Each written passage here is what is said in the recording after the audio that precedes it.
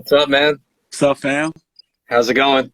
It's going good, man. Everything's good and blessed and highly favored, man. How you doing over there, bro? Doing good, man. It's good to talk to you again. Yeah, man. It's been a minute. Last time Yeah, I seen you was face to face over at the yeah, SOV spot, right?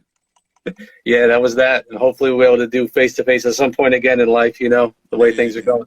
I mean, God doing what He do right now, so we gonna let him clean up shop and Yep, we'll be out there soon. We'll be back, man. Everybody be back in order.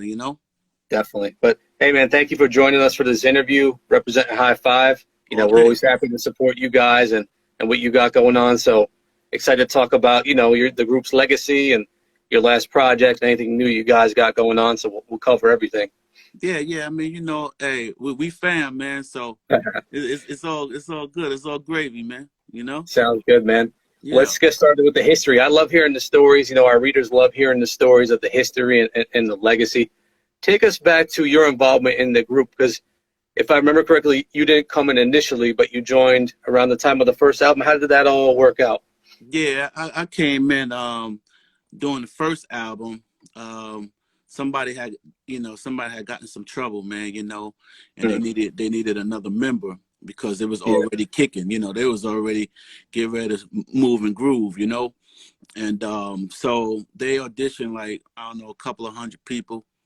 You know, uh, wow, really? Yeah, really. So I'm definitely blessed and highly favored and thankful and full of gratitude.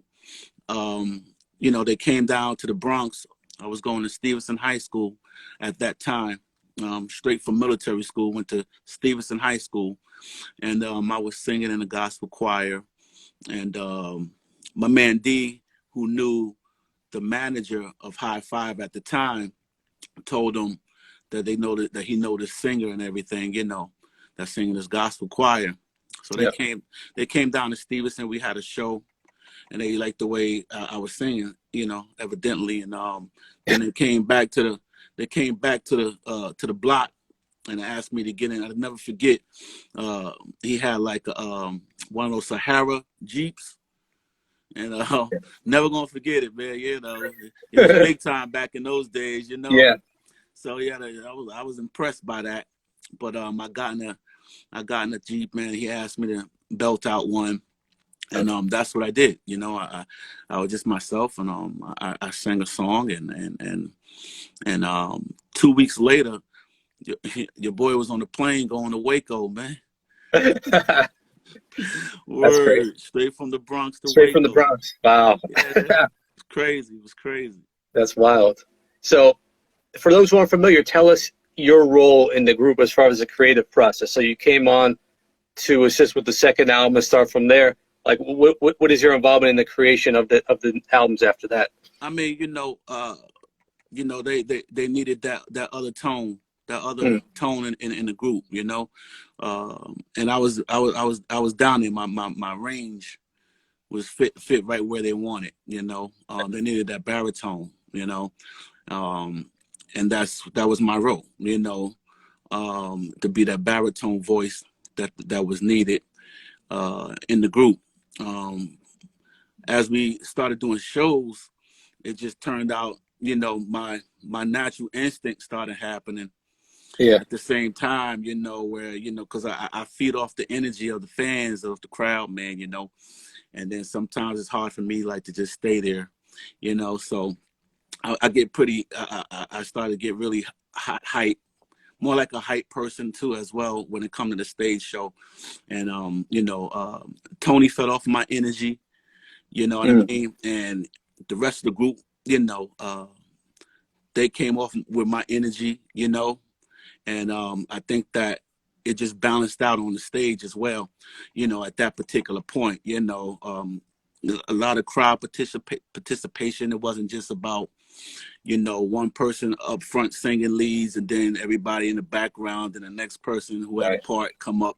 It wasn't really like that. It kind of had more like, like I said, a lot of crowd participation, a lot of Yeah. hypeness, that high five vibe, that high five experience, man, that you just have to see a show. You have to come see a show to Yeah. understand what it feel like, when we do what we do. Right. Exactly. And what do you remember about the creation of that second album? You know, that was the first one you were involved in the creation of. And what do you remember about creating that project? You know, big hit for you guys. Yeah, I mean, you know, I mean, to be at the studio, you know, late nights, going to the studio, um, um, having Jive Records send me um, um, cars to take me to battery to record and things of that nature.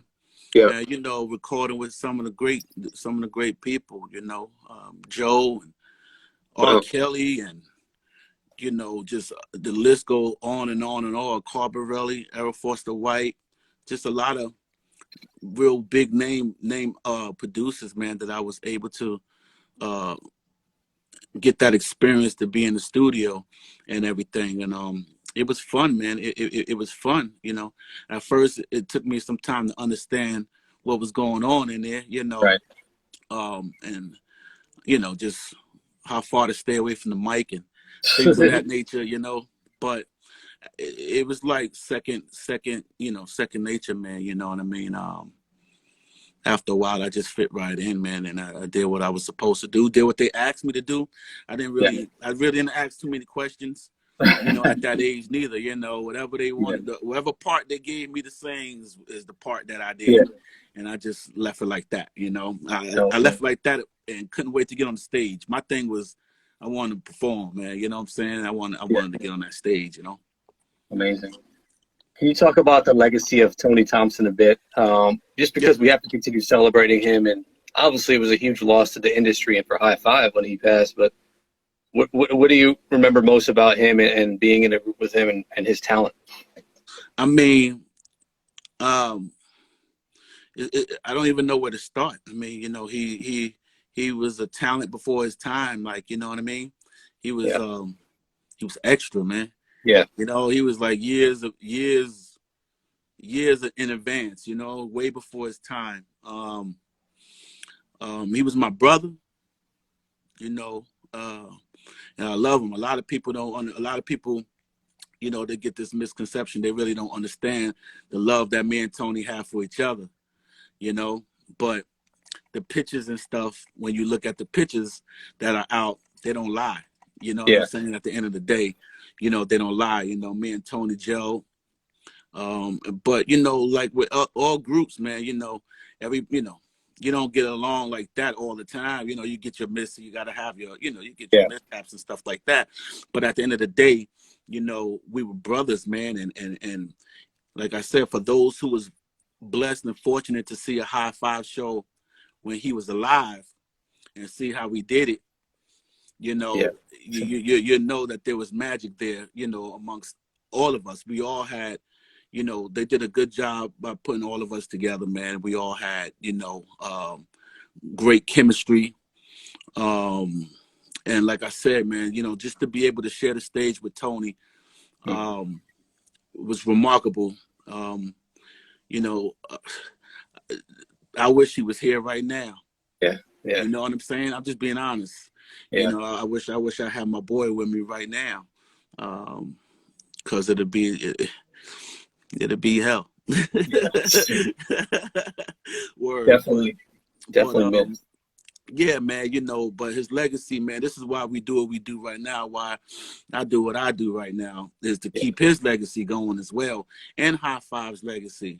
You know, as a group, you know, he have personal fans, but High Five have, you know, group fans, and we all have our personal fans. So it's only but correct to keep on keeping on, you know, so that, you know, when we do shows and we do Kissing Game, we bring people to that place, you know, where they first heard Kissing Game, when they seen Tony and they heard his voice, you know, and they start singing with us. You know, it'd be so loud when we perform that song that, you know, the audience just take over, you know, of all the songs really.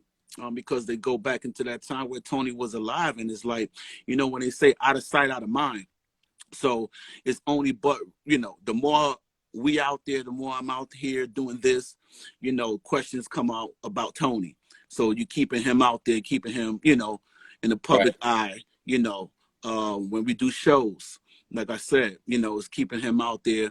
When you hear the song on the radio, you know, it's keeping him out there, you know. So you know, to preserve his legacy and our legacy is exactly what I'm here to do right now.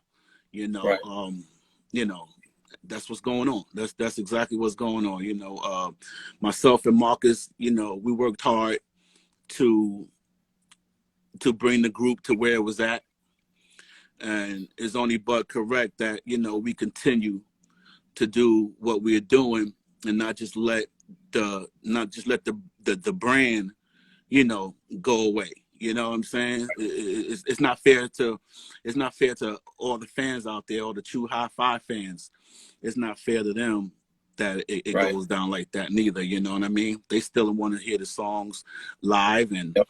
and we have to continue. We have to do what we have to do in honor of Tony too. You know, that's Right. my brother, man.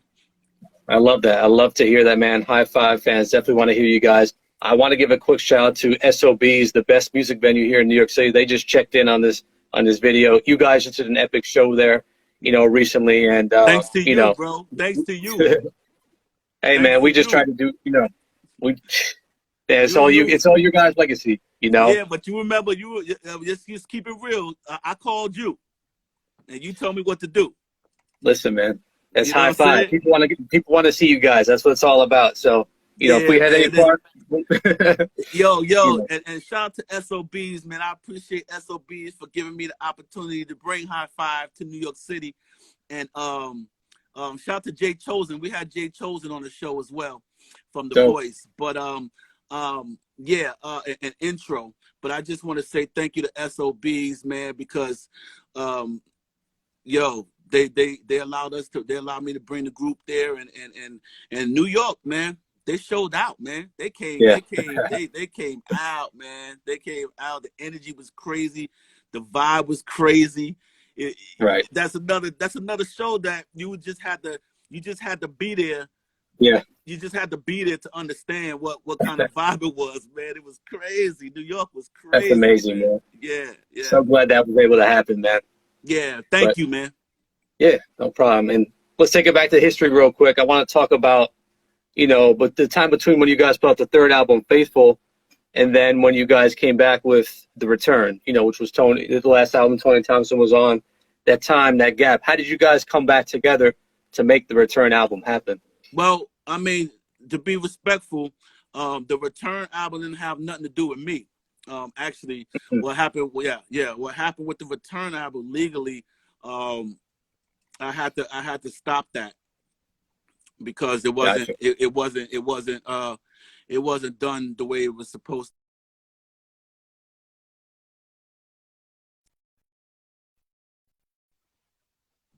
Gotcha. You So there? we'll move on from that. Yeah, that wasn't a good No problem. that wasn't the right situation right there. That's Gotcha. why nobody really, you know what I'm saying? Uh, Understood. You know, but Faithful though, you know, that was the right situation. Right, right. That was right. You know what I mean? Uh, yeah, that was a hell of a situation. That was dope. That was dope. I think that record was because we was getting ready to leave Jive, and Jive didn't want us to leave at that point. Oh, They just really? yeah, it was all mixed. It was a mix up there. That's where, you know, it got kind of messy at that point. You know. Hmm. So Jive just pretty much said, you know, just wanted to fulfill their contractual obligations, Oh, and you know, they just pretty much threw Faithful out. But Faithful have a lot of great songs, man, for people who yeah. have that album.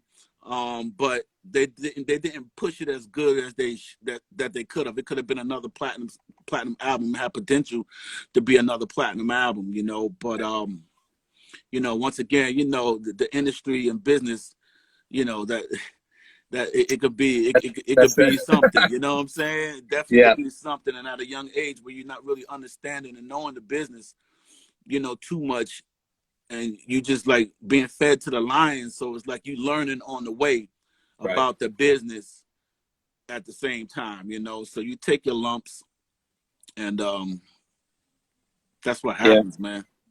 That's the music industry for you. Yeah. But I've learned so much at the same time too, though. You Mhm. know, during a hiatus as well. You know, so which allow us to come back right now. You know. Yeah. How about the solo? You've put out some solo material as well, though. You want to touch on that? Yeah. I did a couple of songs. I had one song called Everything that I put out, and that's pretty much how High Five came back around again, because yeah, I was doing shows, bro, and people would be in my ear backstage or what have you, and would say, "Yo, what's up with High Five? What's up with the rest of the group?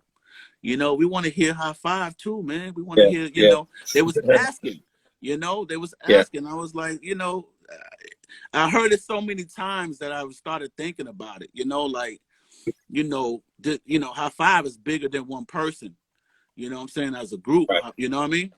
So as a businessman, I made that decision to stop doing what I'm doing, and don't be selfish and greedy per se, you know what I'm saying?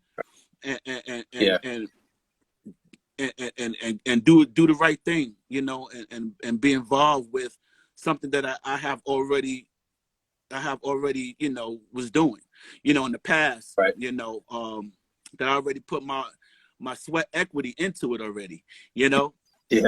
That So, makes sense.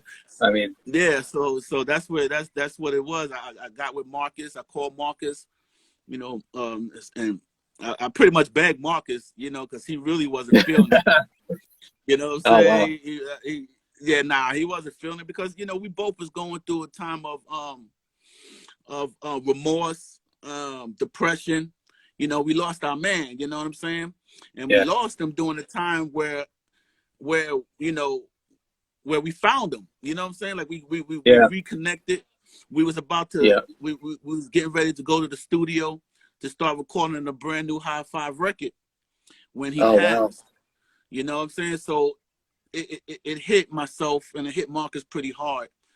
And Marcus really didn't have no more to do with, didn't want to have no more to do with the industry. He didn't think that we'll be able to pull it off. You know what I'm saying? But my God told me better. You know what I'm saying? He told me better, man. It was him. He put it in my belly, man. And he gave me the desire to do it. He said it wasn't going to be easy, but don't quit. Right. And that's pretty much what happened, man. It was a lot of lumps, a lot of speed bumps, but I didn't quit. I refused to quit. So I was able to convince Marcus. After a lot of prayer, God gave me the strength to talk to Marcus's heart, and got Marcus, to say, "All right, Trust, I'll give it a go." Then at that point, myself and Marcus went and hollered at Gil.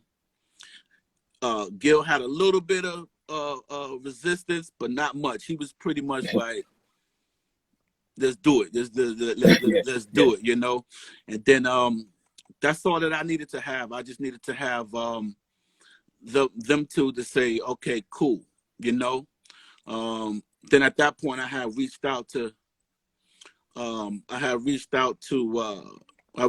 out to Don, to Terrence Murphy. I reached back out to him, but he turned it down to do something that it wasn't right. You know what I'm saying? Okay. So after I found out that he was a part of something, I didn't think that I wanted to, it wasn't going to work out. So we found Farouk. Okay. We found Farouk Evans.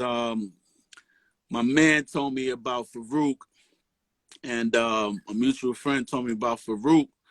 And I heard Farouk's, I heard a song that he did for Mint Condition, Email. And I was like, wow, that dude sound like, he had like that Tony flavor, but sounded like Stokely at the same time. I was like, damn. Yeah. You know what I'm saying? let me hear some more. So I asked him to send me some more. Happy birthday, Farouk. Today's his birthday. So yeah. I asked him to send me some more. They say he sent me some more, and I was like, damn, I heard like 4 joints, and was like, damn, this may be my missing link. You know, that voice that he wasn't Tony, but he had Tony's. He has that tone when you listen to him. You understand what I'm saying? Yeah, yeah. If he was to sing, if he was to sing a high five song like exactly like Tony, Yeah. you'll be able to be like, you know what I'm saying? If he was, because I heard him, and I heard him. He don't do it too much now. You know what I'm saying? But I heard him, so I know that. You know what I'm saying? Right. But he has his own unique flavor, his own unique style too, and I think that Farouk right now, he figured it out. You know what I'm saying? He found, it goes right now. It's like right there in pocket. You know. Then we have my man Dre Wonder, but Dre wanted to do some music stuff, so that's where that went. And then Farouk introduced me to Billy Covington, and he had that sound right to go with Farouk, and he had that look. You know what I'm saying? Billy got that look. He like 6 something. You know what I'm saying? 6'2", you know what I mean?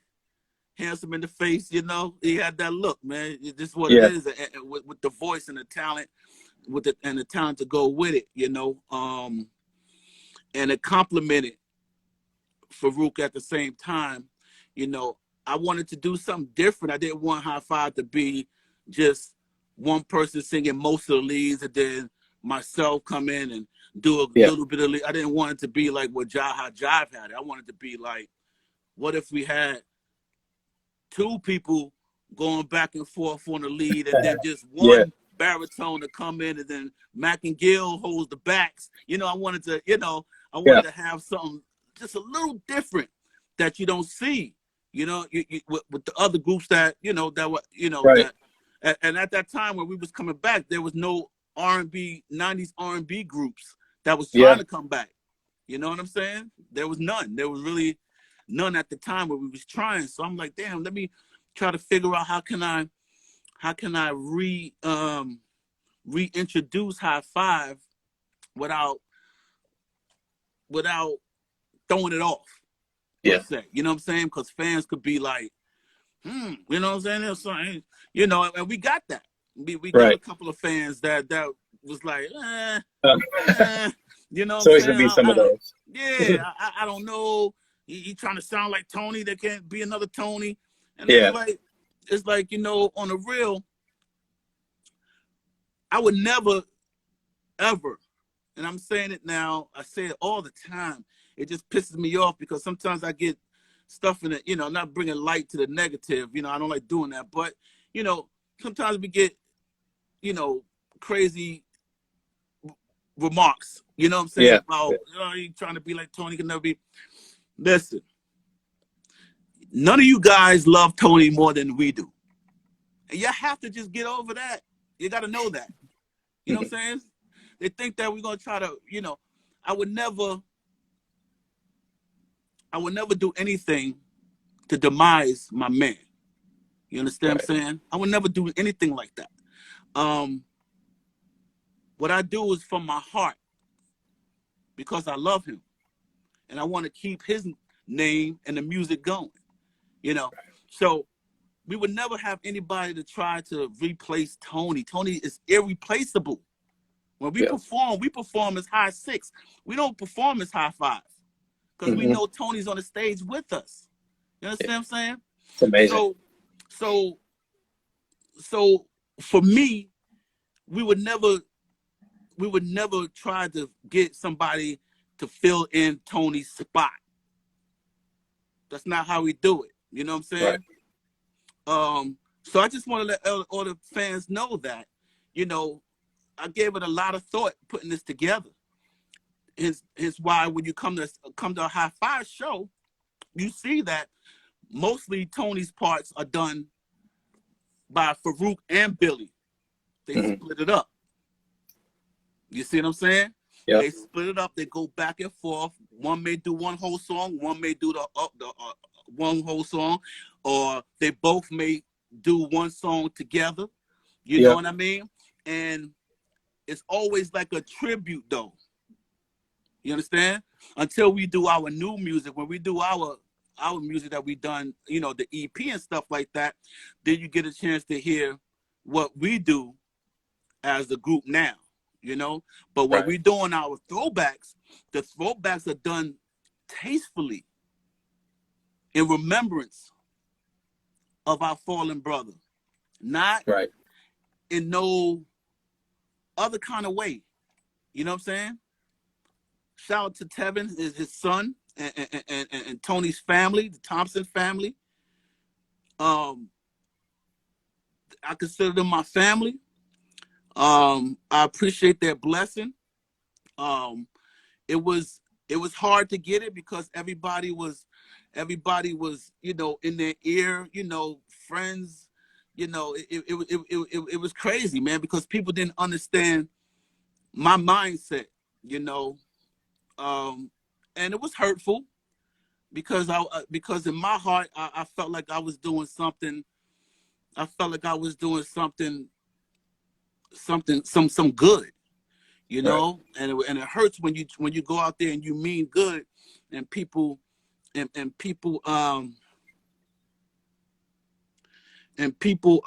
take it in a bad way, It's very, very hurtful, especially, and it's crazy because it be people who never really knew him, period. You know what I'm saying? Personally. Exactly. It's like, you don't even know him. What's wrong with you? Yeah. You don't even know him like that. You know what I'm saying? You know him from the video, but you don't know us like that. So it usually be them that was doing all that. But like I said, man, I don't want to, like I said, man, I love Tony, man. And when you come to a High Five show, especially when all this stuff get lifted, you're going to see how it's done, man. It's done so tastefully, man. You know what I'm saying? Because we have to do it tastefully because we don't want to hurt nobody's feelings. You know what I'm saying? We don't want the fans to be feeling like, we trying to do extra or something like that. So, yeah, it took a lot of, like I said, a lot of prayer and a lot of discipline and dedication for me to take shots and to continue to strive and move forward, man. Right.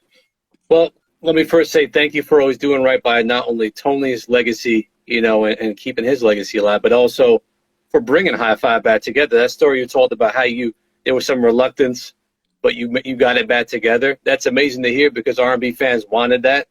You guys came back. You guys put out the EP a few years ago, and then you guys started touring again. And it's been history. It's been shows. We've been seeing you guys. It's all good stuff. R&B needs that. So thank you for making that happen. I appreciate that, brother. It feels. Thank you, bro. It feels. To hear that. To hear. I'd rather hear compliments. I'd rather hear that more than the other stuff. You know what I'm saying? That makes me feel, and that's why I do it. That's why I don't quit, because there's more people like you and all the people that want to hear it than that little corner down there. I don't. It used to bother me, real tough in the beginning, but now, God had worked it out to a point where it's a minute situation when it comes to the people that don't like it now. It's a minute, it's like a little speck underneath my foot. You know what I'm saying? It's like I don't even think about them no more. You know what I'm saying? Yeah. Because I'm higher than that. I'm bigger than that. We're bigger than that. And God is running this ship right here. You know what I'm saying? God is steering this ship. And they're gonna have to they're gonna have to fight him, and God don't lose. Right. So I'm not perfect. I'm not perfect. I'm not saying I'm perfect, but I know my God don't lose, and I'm running with Him. So you know what I'm saying? I plead the blood, man, for real. Yeah. High five, yo. Word, Love it, man. Before word. we're just about out of time, I just want to get from Oh, we you. are? Let us know. Yeah, man. I'm sorry. You know, Oh, this has been an amazing interview, man. Such passion, man. I love to hear it. it's But real, baby. It's real, man. When you do an interview with somebody like yourself that let you relax and they chill and don't really ask a question like a businessman, you know what I'm saying? And you have this type of communication going on like this, an interview don't feel like an interview. It's just a that's great, man. I conversation. appreciate that. Best, and then you know, time flies when you're having fun, man. You know what I'm saying? I want to shout out. Can I shout out some people real quick before we go? Absolutely. Yeah. Yeah, of course. Real quick, I want to shout out to my family. I see you guys there. SOBs again, Jay Chosen, everybody that came. My gyms, high five gyms. Yo, let me tell you, we got the best fans, man. I don't care what anybody say, man. Our fans be flying all over the world to come see us, man. That's dope, You man. know what That's I'm saying? love. Word up, my baby. I see you out there. I see you. Yeah, man, and all the fans, man. Thank you for your support. Continue to support us, and just watch out because we got things cooking, man. I'm always thinking of new things, man. So you know. That's what I wanted to ask you about, actually. Can you fill us in on anything? You know, sometimes I think about with this pandemic, how it affects groups like High Five and artists like who are independent and just trying to make things happen. Now you guys can't even touch the stage. You can't get together like you used to in the studio because of social distancing. So I don't know if you guys had anything in the works before this all went down, but what can we expect next from you guys? Okay, well, what's happening right now? I'm definitely talking to producers, getting some tracks sent to me. Going through the first phase of listening and picking out songs, whole songs, just instrumentals, and figuring it all out to see which way I think that we need to go. And then as soon as we find enough songs and get enough songs that we picked out, hopefully the social distancing thing, you know, will allow us to get to the studio, or there's other ways now. Thank God to technology. You know what I'm saying? The plan is to you know, to send the songs out to the group members, and everybody pretty much have access to studios that's right there in their facility, whether it's in their home or across the street or what have you. And lay their parts down, send it. Everybody lay their parts down, and then we send it to get mixed and mastered, and boom, boom, boom. Somebody said Zoom. Nah, you can't record on Zoom, yo. That'd be a tough one. You could try. It wouldn't be best quality. You know. Nah, you can't record on Zoom, but yeah, we do it in the studio, and after we get, you know, we do all of our backgrounds and stuff like that, and lead parts, we send it to get mixed and mastered, kind of sort of like what Boys to Men and New Kids on the Block did. Yeah. Same way. So technology, technology is definitely it got its goods, it got its ups and its downs. You know what I mean? But then after that, we'll send it straight to, Apple, wherever music is sold. You know, because my company, Bronx Most Wanted Entertainment, we're independent label, but we're distributed by Sony Orchard. So, we get them involved in it, and just put it out, man. You know what I'm saying? Give them some time and put it out there. Shout out to Mad Music, my man Jimmy, my cuz. I see you. So, man, Treston, thank you so much for doing this interview. Love to hear your passion. Looking forward to whatever you guys come with next. You always got our support, and just so happy you guys, High Five is here and back, man. I appreciate you. Shout out to Hip Hop Elise. I see you. I appreciate you, man, for real, and everything. Thanks for having me. And oh yeah, the rest of the guys said what's up too. Oh, cool. We'll definitely all link up when all this is over. Get a real interview together, and make that happen when you're back in New York. Definitely. God bless you, man, Cool. and your family, bro. Absolutely. Same to you. Take care, man. All right, Peace. you stay safe out there. Thanks, man. You too. You got it, homie.